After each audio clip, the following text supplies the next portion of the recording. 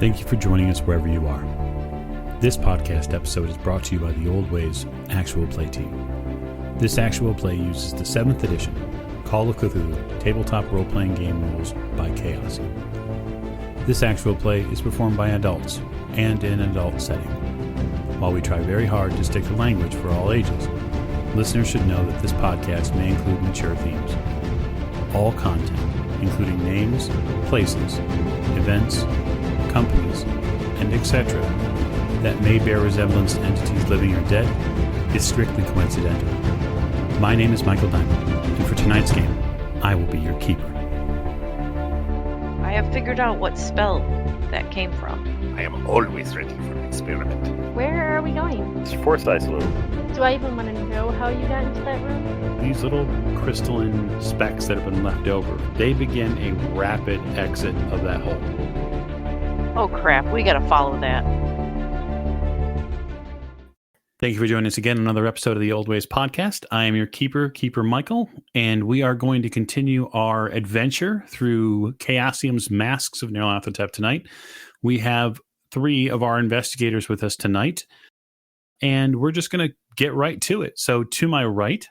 This is Morgan. I play Lillian Lane, and we are still on a boat. You are. It's true. You are nearing the end of this journey, this wonderful, long, peaceful, nothing strange has happened journey, right? Nothing, not at all. At the end of the table.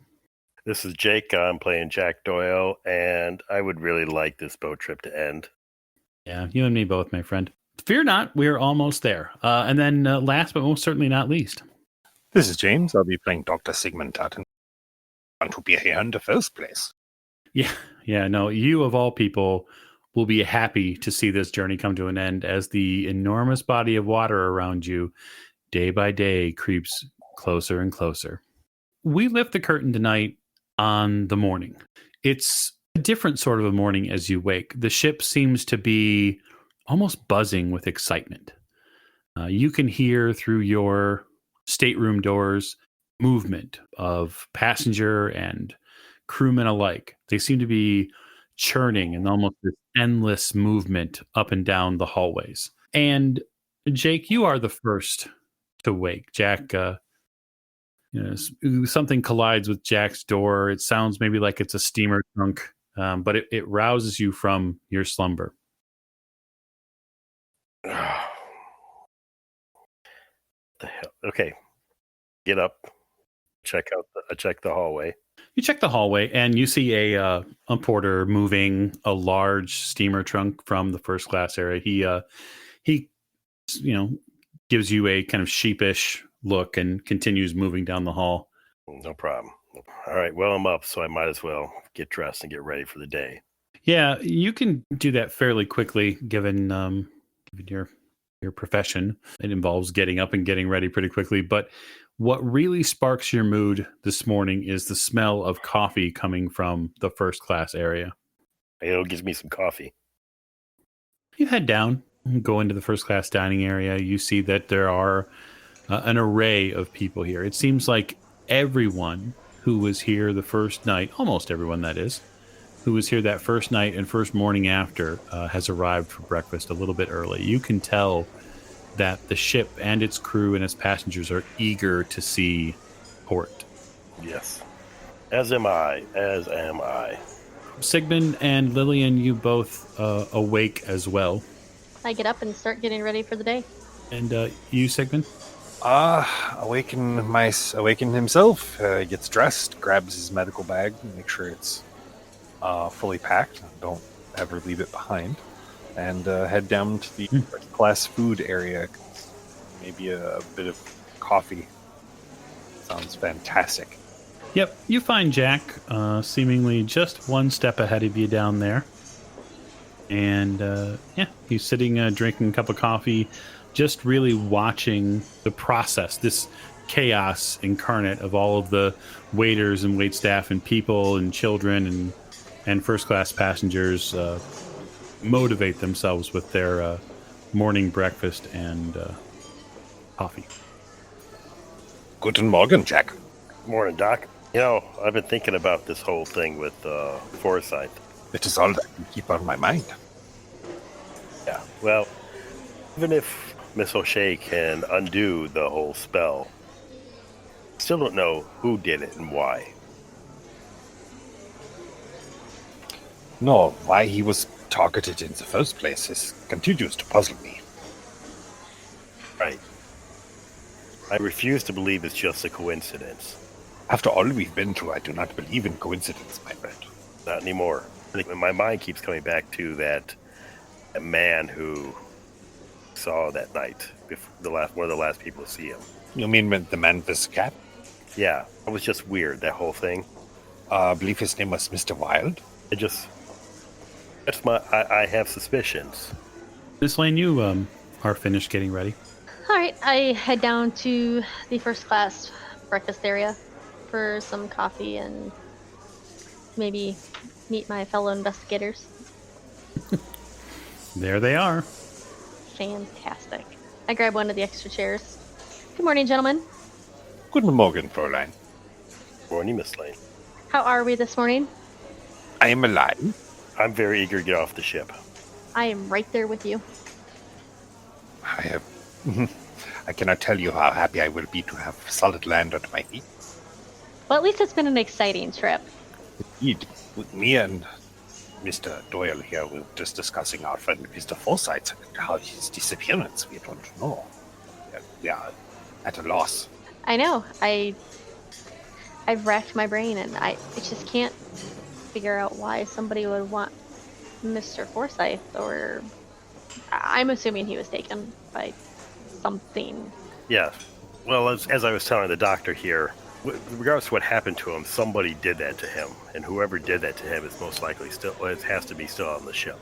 Well, do you remember we talked about Mr. Wilde, and nobody remembers him, but I clearly remember him coming to my quarters. Yeah, it's just very odd.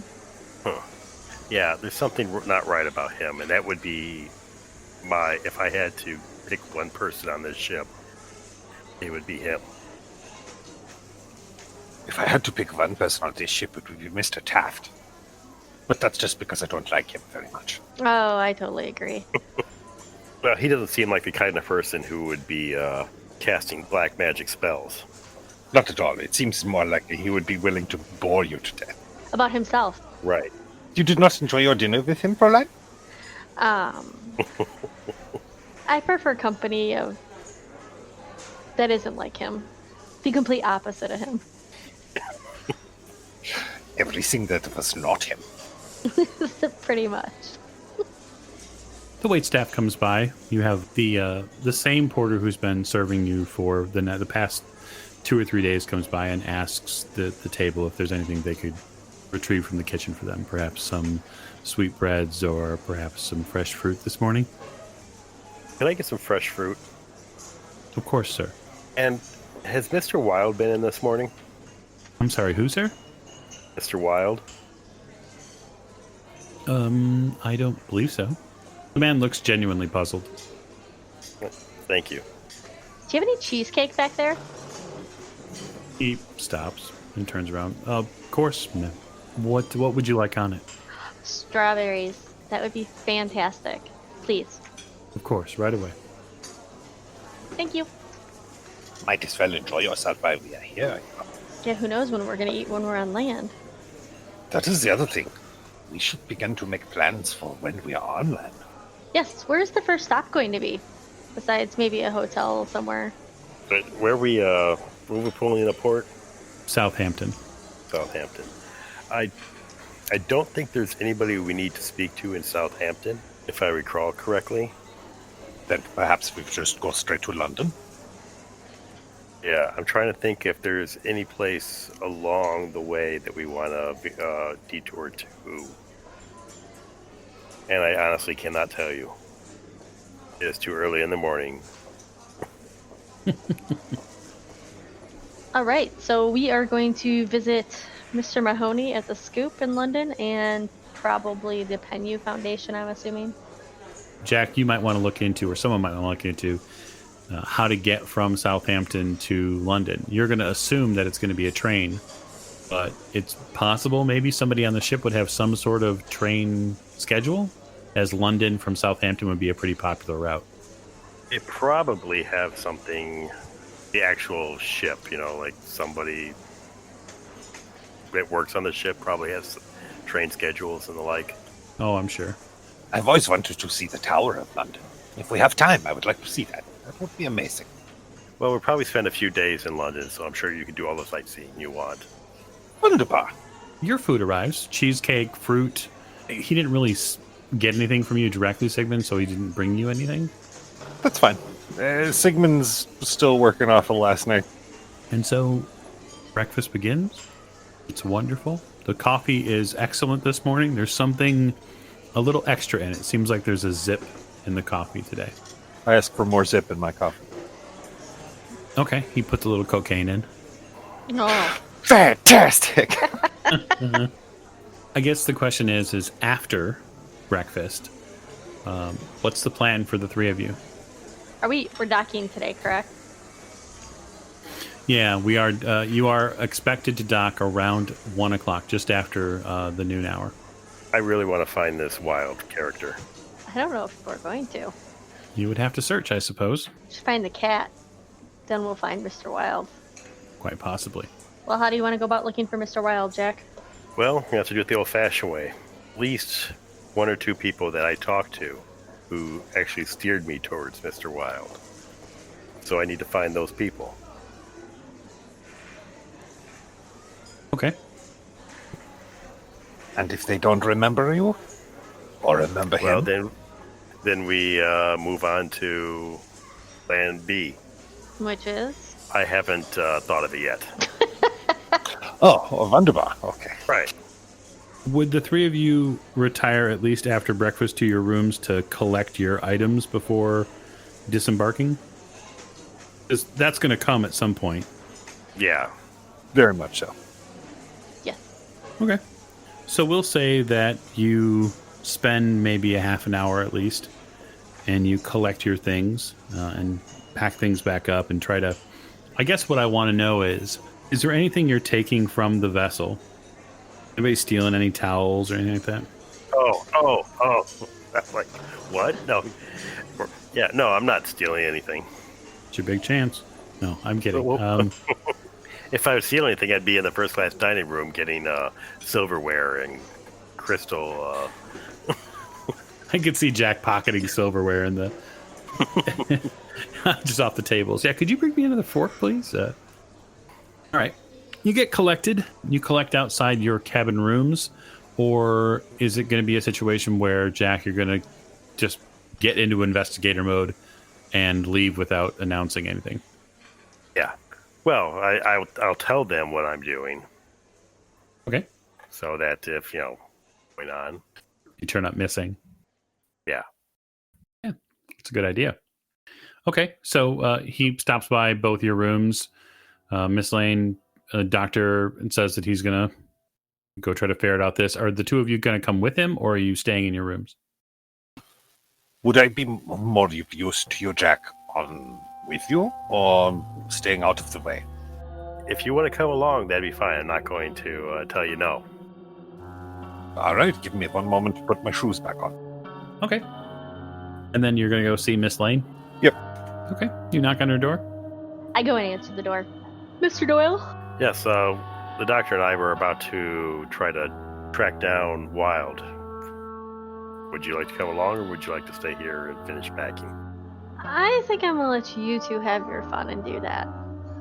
I don't know if it's going to be fruitful, Okay. which is fine, but I have a lot of things to pack. Could you look into what kind of travel arrangements we can make once we get to Southampton? Yes, I will go talk to one of the porters. Thank you. So we will split the party. That always ends well. It does. It's really, really awesome. I love that part. So we'll start with Jack and Sigmund. You step out away and leave Miss Lane behind. Where are the two of you headed first? I believe, if my memory is correct, It was the bosun that had told us about Mr. Wild.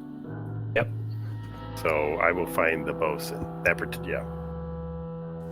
Well, before the bosun told you about him, so to get it technically correct, it was the guard on midship that said that they saw the two of them talking. Yes. Yes, so I probably want to talk to him. Yeah, he was the one the bosun went and retrieved. Mm-hmm. Okay, so actually I want to talk to him, but I might be better off finding the bosun first. Because he could probably help me find the guard. Sure. Okay. Tracking down the bosun's not too difficult. Probably takes you a good, say, 15 minutes to walk the ship, find out which area he's working at, and then basically wait for him to have a moment for you. He steps out of a crew area. It seems he was working on some matter pertaining to the arrival of the ship, and he says, I help you, gentlemen. I'm a bit busy. Yes, really quickly, the guard that we talked to the other night about the Mr. Forsyth incident, do you happen to know where he is at the moment? Oh, he should be, let's see, he takes out his pocket watch. Well, normally he'd be asleep, but no one's sleeping now. He closes it. We're too close to port. These boys, after a few journeys, get a little anxious, you understand? Understandable, yes. My guess is he's below decks in one of the berths there, getting ready to sort through packaging, all of the containers. Is there any way I could talk to him quickly? Yeah, you're fine to speak with him if you'd like. He may be a bit busy, but you can find him, sure. Okay. All right, thank you. All right, we'll go find this guard. Okay. So you head down to the deeper decks of the Aquitania. This is a place now you've been a couple of times, so getting down there isn't the issue. It's getting through the area now that appears to be a bit of a squeeze these days. With the boat getting closer and closer to port, the hallways are beginning to fill with items, whether they be trunks or whether they be bags, people, children. It's becoming a real slog.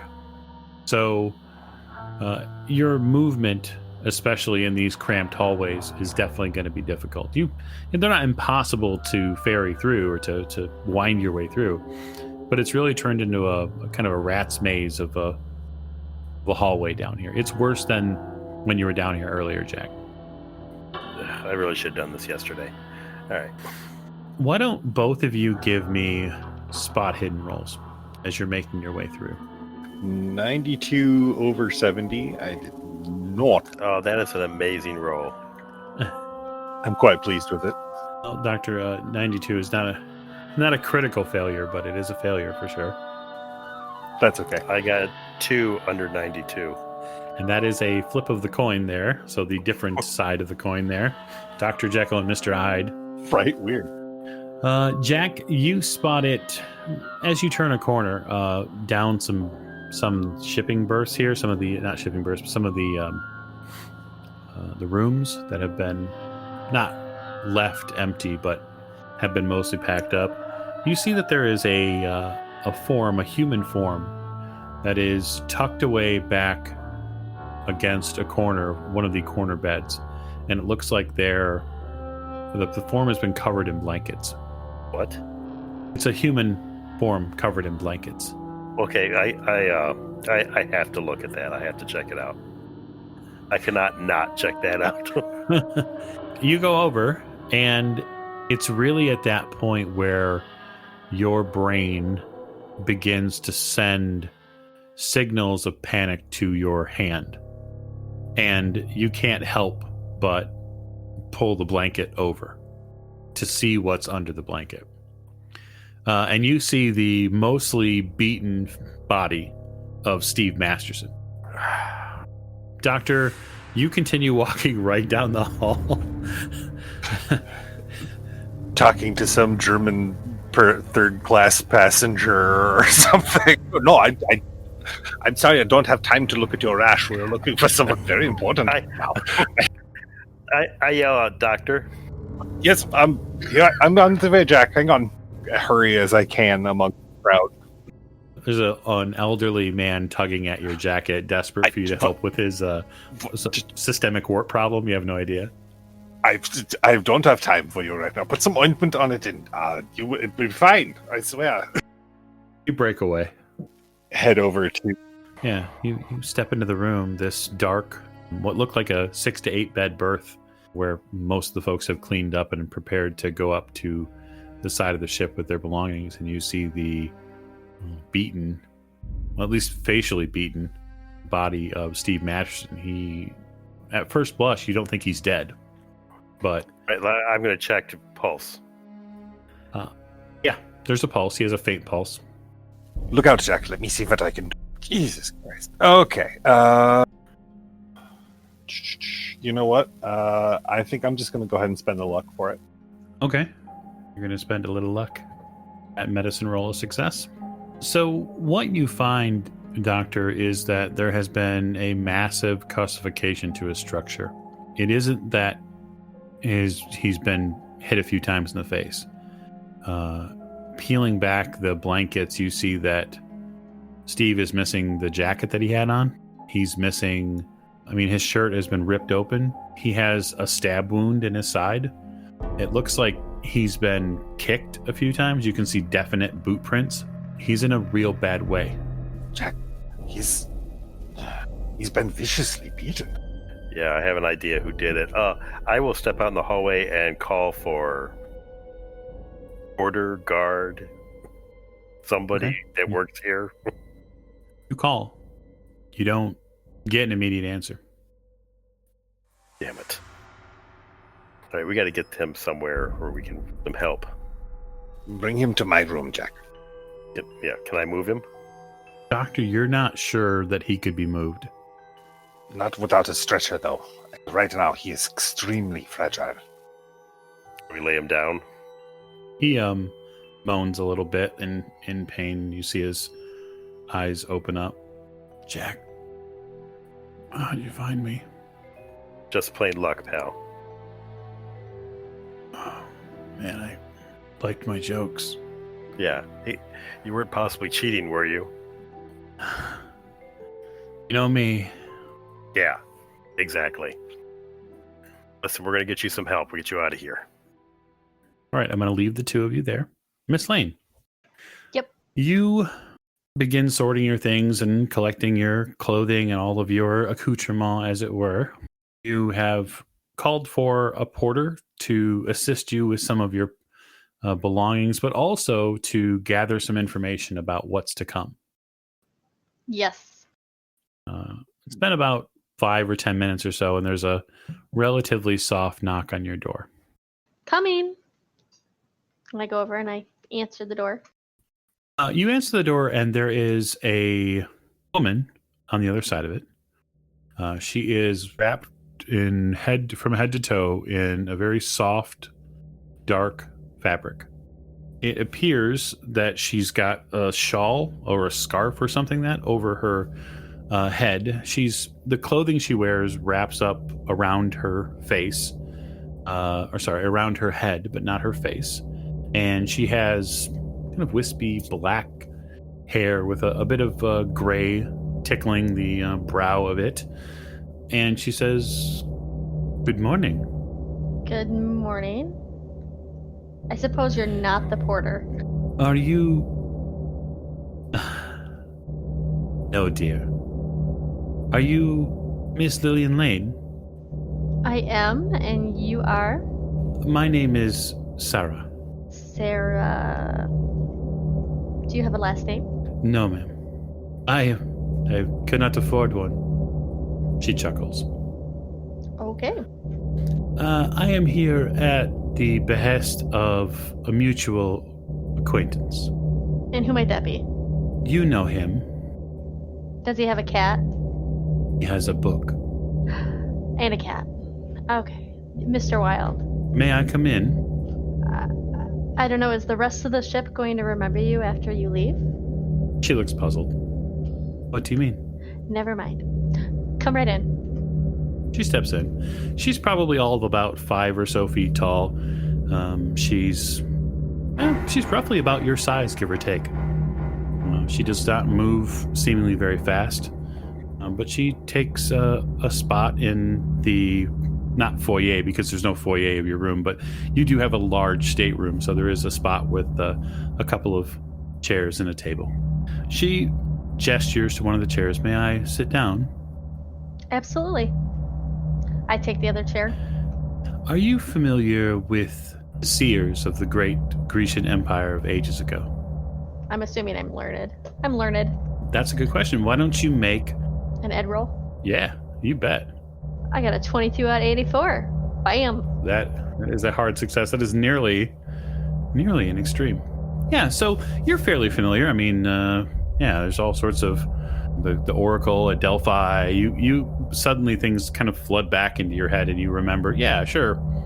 There's there's seers back then. I nod my head toward her. In the classic Greek, then, I would like to offer you some assistance, if I might. Would you be willing? Assistance with what? With your path. All who have a reputation to uphold need help with their path. Are you saying that you're a seer? I am. And what is this information going to cost me? She looks up at you with like that she's offended. She looks up at you in disgust. Oh, cost? I mean, no offense. It is my duty, Miss Lane, to show you this path. It is what I have been trained to do for all who appear in the book. Ah, yes, that book. It's an interesting book. I don't think I told my fellow investigators about that book, did I? I never went into detail about it. I don't think you went into detail about it. You just Yeah. talked that it was unsettling or something like that. She reaches into the folds of her robe and withdraws a small collection of what look like cards, almost. They're long. They're dark on the back of them. So if these were poker cards, they would be probably half as long as poker cards, and they would also be a little bit wider. She pushes a few things aside on the table. The flower in the vase that's there, some of the other things that are collected on the table. She makes space for herself, almost with a bravado. And then she places the deck of these cards on the table. And she reaches out her right hand and gives you her right hand open palm. And then she kind of gives, you see this, her fingers make this almost grabbing motion towards you. Okay, so I hesitantly reach out my hand to grab hers. Once your fingers come into contact with her skin, she kind of almost like a gator jaw, grabs your fingers and rolls them up into hers. Not painfully so, but the snap of it does force you to almost reflexively jerk back. It's just that even though she has a very small frame, it belies her bodily strength. She holds it fast. And she says, there's nothing to worry about, Miss Lane. I simply need to make a connection with you. And it's at that point, her left hand reaches towards these cards and begins placing them on the table. The first one you see her place down on the table is a strange figure. It almost feels angelic to you. There are a pair of wide red feathered wings on this being. You see locks of flowing gold hair, and in the being's hands there are two what almost look like church cups. If you've maybe not attended church regularly, but you've been to Mass before, this almost looks like a cup that a Catholic priest might use, but this being has two of them, and it seems to be moving the water back and forth. And you hear her kind of intone this sound when she places the card in front of you. There's no other signifying text on it. There's no label for it. And it's not like a poker suit where you can tell, oh, this is a club or this is a diamond, etc. And it's at that point she goes back to the deck and she draws another. And then this one that she puts down in front of you is upside down to you. And you see a beautiful naked woman who seems to be pouring out water into a pool. And then above her, there is this bright, shining star. And the star seems to ebb and flow with the rock back and forth of the ship. You can see the glow of it almost beginning and ending within the card itself, almost as if it has an inner shine to it. The next card she pulls is a very curious one.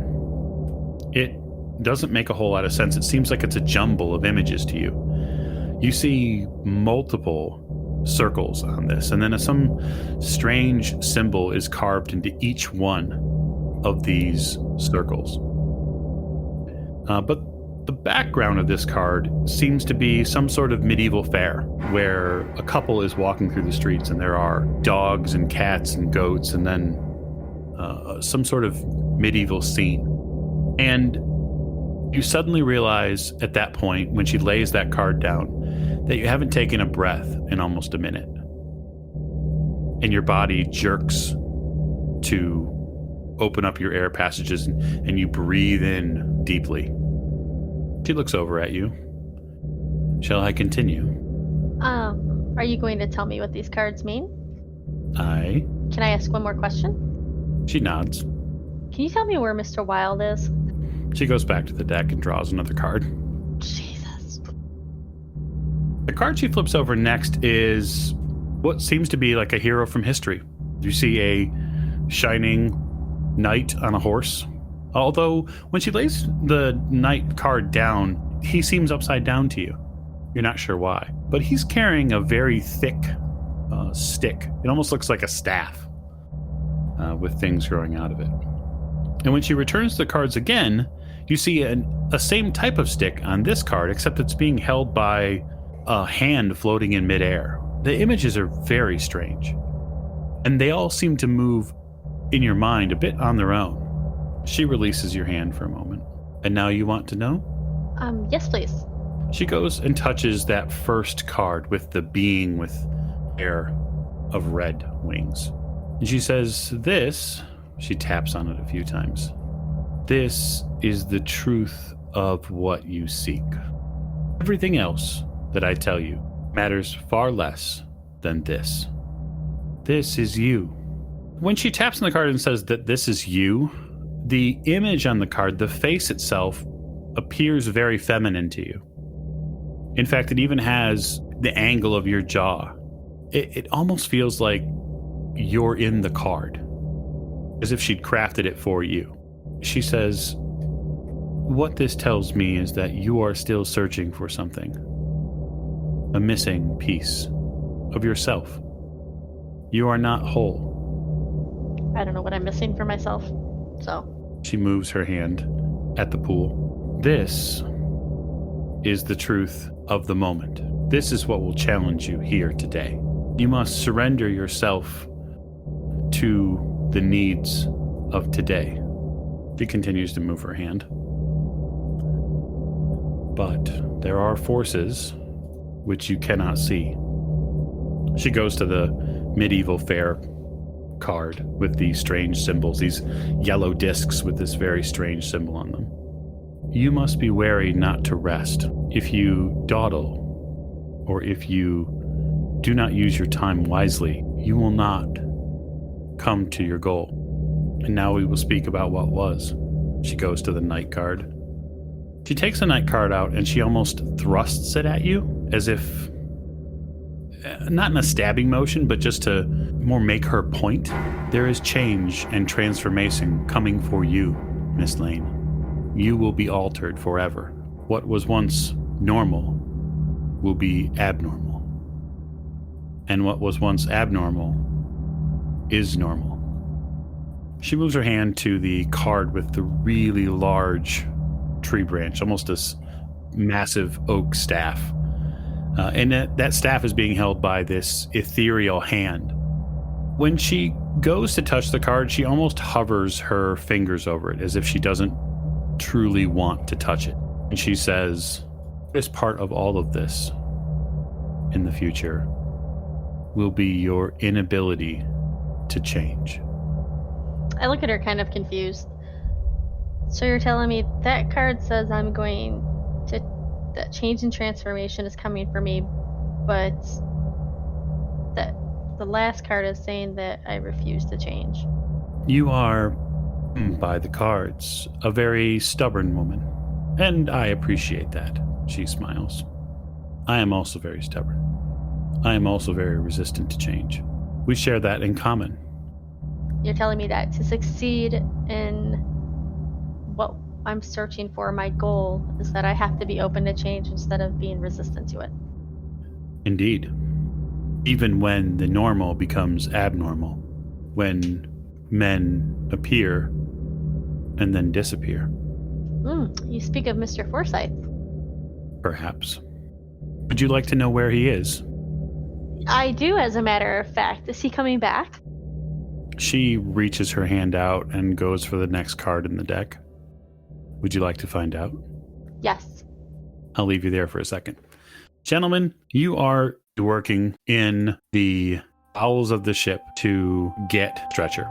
And after calling and calling and calling, Jack, you eventually have to leave the room that Masterson is in and walk back up to, basically quote-unquote civilization. But you do eventually find a porter and explain to them, hey, we've got a man down in here and I need a stretcher. When you enter the room, you see that the doctor is still doing his best to work on the patient, so to speak. And the crewman immediately realizes that there's an issue and begins basically unfurling this stretcher to help you move his body onto it. What happened to this guy? Apparently he was playing cards with the wrong people. Cripes, you gotta be... I tell you, there's nothing like it down here. I mean... Get what you pay for. Yeah, I guess. He goes to the head of Steve, the head of Steve's body up to his shoulders and picks Steve up from the shoulders and with your help begins moving him onto the stretcher. All right, Steve, just calm down. You'll be okay. And then you're taking him back up? I assume they have a medical ward, some type. Yeah, they do. They do. That's where the crewman intends to take him. He has to do quite a lot of shouting from his end. So once he clears a bit of the path and people see that there's a stretcher, they begin moving out of the way finally. But it takes, just from your eye, Jack, your spot there at the back, it seems like it takes that to get anyone to move. A siren or something. You move up a couple of decks, and it's at that point where another crewman sees what's going on and offers to take over for you. I'll follow along. They get him to the medical bay there. You see that there's a couple of people still in there, but there seems to be a practicing physician or some sort of doctor here, and he directs them to take Mr. Masterson there to a waiting bed. All right. Let's have a real doctor, not some quack. Quack like Sigmund, right? He's not in here right now. We can do that. Yes. Yeah, they take him to the bed, and then the doctor looks at you and says, What happened to him? Well, he was probably cheating or owed money to somebody he was playing cards with, and they rolled him pretty well. They undo his shirt, and they see the wounds, and you can see Sigmund's there helping direct what's going on. The doctor in the lab coat looks at you, Jack. Is this a buddy of yours? Yeah, he's a friend of mine. Okay. He says, "Listen, we'll do everything we can to get him as comfortable as possible, but we may have to let the hospital facilities there in Southampton take over once we get there." I understand. Keep me updated, and I'll give him my number. Okay. Yeah, he says the secretary there will, or my nurse will take your room number down and we'll update you before we leave the ship. All right, thank you. Hang in there, Steve. We will go back to you, Miss Lane, in your stateroom, where Sarah, your Greek mystic who's appeared to you here before the ship leaves, has her hand on the deck, and she's asked you, would you like to know what happened to Mr. Forsyth? Yes, I would. She lifts a card and places it on the table. And when you see it, it appears to be this woman in finely adorned plate mail. And in front of her, there are two almost look like Egyptian sphinxes. One is black and one is white. And they seem to be pulling her in this massive chariot. And the woman's face seems to be not happy, not sad, almost resolute. Her chariot is covered in a drapery of fine stars with a beautiful blue sky background. Sarah goes back to the deck again. And she removes the next card. And when she places this one down, the table audibly thumps. And you see a king sitting on a throne, staff in hand. Except to you, he's upside down. She gestures back to the deck. Still certain? Yes. She lifts the next card. In this card, there seems to be a relatively sweet-faced gentleman who looks a bit apprehensive. He's sitting on a throne, but he seems to be at sea. And if you didn't know any better, you would say that this gentleman looked a bit like Jack's friend, Steve Masterson. And then she goes back to the deck again and lifts another card. And in this card, when she lays it down, she lays it directly in front of where you're sitting. On this card, you see the image of a king. And he is sitting on a throne, and in one hand, he holds a scale, as if to weigh the difference between two objects. That sits in his left hand. In his right hand, an upturned sword awaits. And she whispers a word to you, and you're not certain that you can understand the language. It's not English by any means. What does she whisper? Dikiosinyi. Do I have any idea what language that is, or no? No. Great. I ask her what that word means. She shudders. Justice. She returns back to the figure with the two sphinxes in front of it. Friend Lawrence has traveled very far. He has gone on a journey which you cannot accompany him. You wish him back. Yes? Yes, we would definitely want him back, safe and sound. She picks up the next card, the older king on the throne. Standing in your way is a powerful man who has had many years to build his throne. Goes to the next card. An unlikely ally may appear, but you know danger lies ahead if you seek Mr. Forsyth. She goes to that last card and she doesn't pick it up, but she just touches it with the tips of her fingers. You want justice. But you must understand that you are not the only one seeking it. And so there will be an accounting. There will be a consequence. Miss Lane, that is the guidance I can offer you. With a calm and well-trained hand begins to collect her cards with her left hand. She releases your hand with hers at it clasped. I hope you take from it proper lessons. So are we going to see Mr. Forsyth again? I'm a little up. You tell me, Miss Lane. Will you seek him? Of course, on our journey. Well, very well. Then should you put your mind to it and be willing to change when the uncommon becomes common, perhaps you too will see Forsyth again. But beware, powerful Emperor. His throne and those who serve him await you. I have a question. Can I ask a question before you go? Of course. The ally that you spoke of when you looked at the card, the third card, he actually looks like a gentleman that I've met on the ship. Is he supposed to accompany us on our journey, or is he just here for the moment? Oh. She sits back for a moment. It is possible that his once generous and jovial nature has been curdled like spoiled milk.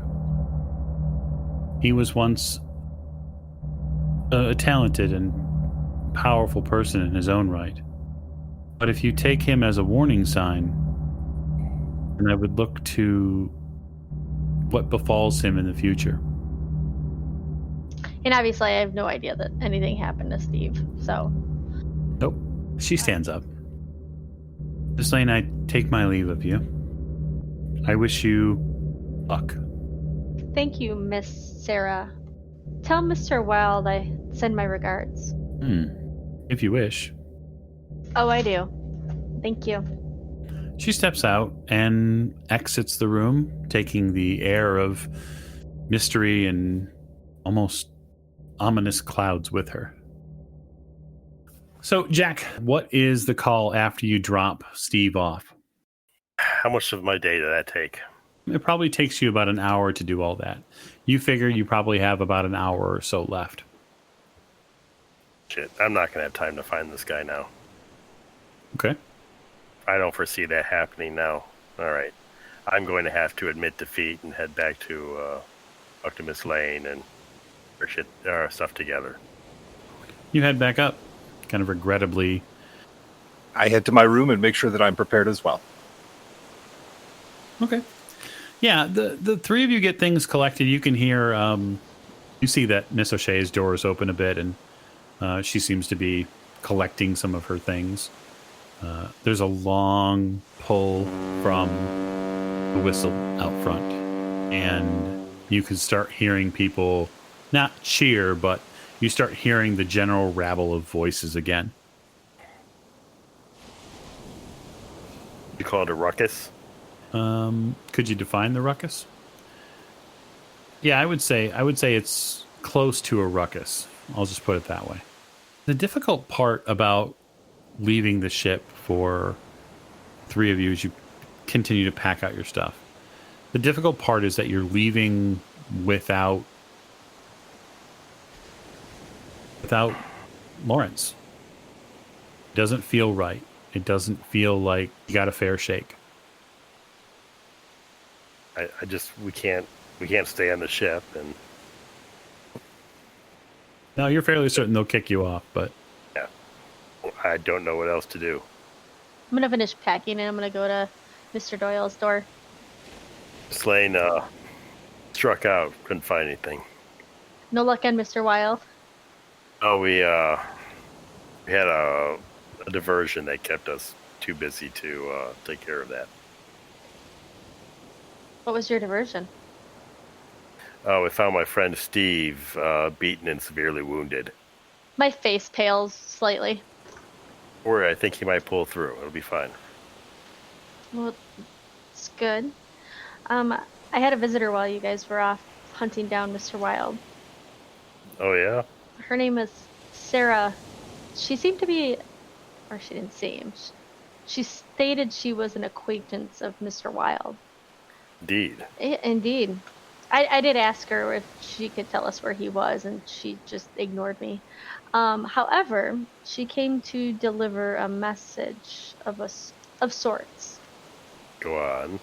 Mike, do I know that the cards she used were tarot cards? do you have any occult? I do. Yeah, I mean, give me a roll just to make sure that you're somewhat aware of them. Oh, 2 failures. Woo! Woo! No, I don't know that they're tarot cards. Yeah, you're not sure what they are. They're strange cards. That's what you know. Okay. She talked to me about this, about seers, and that she's a seer, and she wanted to help me on my path. I put that in quotes. She she took these cards out that had figures on them. I don't know what I don't know what the cards were exactly. But each of the cards had different items on them. So she talked about Mr. Lawrence is on a Mr. Forsyth is on a journey that we can't accompany him on. I don't know what yeah, kind that's of. for certain. Well, yeah, I don't know what kind of journey, and she didn't tell me exactly where he is. However, there is a powerful man that will stands in our way. She couldn't elaborate on that. And then a powerful ally will come to us, and we will know that danger is coming, based on what happens to that ally.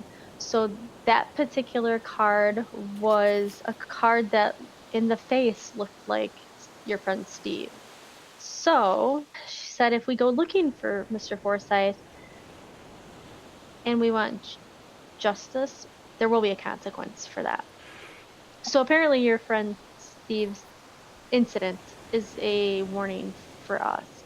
See. She said we will see Mr. Forsyth again if I'm willing to change and transform to accept the abnormal as normal and the normal as abnormal, whatever that means. Oh, that's clear as mud. I know, that's what I said. Are you just talking to Jack about this, or is Sigmund there with you? He's not Sigma, it's just me and Jack. Okay. I'm actually going and checking on Maeve, making sure she's all packed up and ready to go. Yeah, she just tells you kind of through the door that she's packing a few last things, and she's trying to figure out. You hear her say something to the effect of, "I got to figure out how I'm going to move this thing," and then you remember that she has some sort of collection of bones and wood in there that she's probably going to want to take with. Right. Well, if she's okay, then I'll head over to. I'll limp over to Jack's room. You see that? Jack and Lillian, did you guys close the door? No. Okay. Well, that's pretty easy to see then.